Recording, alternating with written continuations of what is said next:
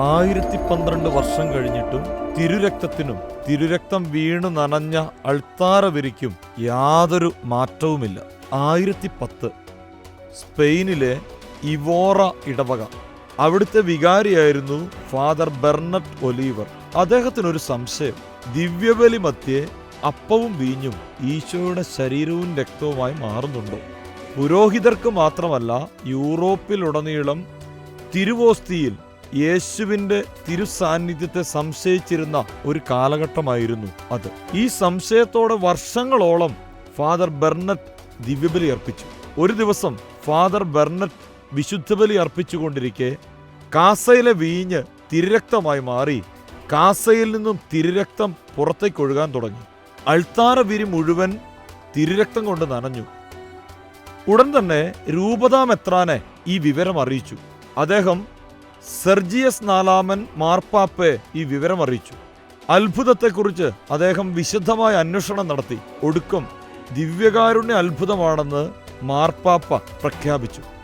1555 ഊർഗലിലെ മെത്രാൻ ഗുയില്ല തിരുരക്തം വീണ് നനഞ്ഞ അൾത്താരവിരികളും പാപ്പായുടെ അംഗീകാര പത്രവും ഇവോറയിലെ ഇടവക ദേവാലയത്തിൽ പ്രതിഷ്ഠിച്ചു. മനോഹരമായ പേടകത്തിൽ സൂക്ഷിക്കപ്പെട്ടിരുന്ന ദിവ്യകാരുണ്യം 1426 വരെ ഇവിടെ ആരാധിച്ച് വണങ്ങപ്പെട്ടു. പിന്നീട് ദിവ്യകാരുണ്യ അത്ഭുതത്തിൻ്റെ തിരുശേഷിപ്പ് സെർജിയസ് നാലാമൻ മാർപ്പാപ്പ സാൻ എർമൻഗോളിലേക്ക് മാറ്റി.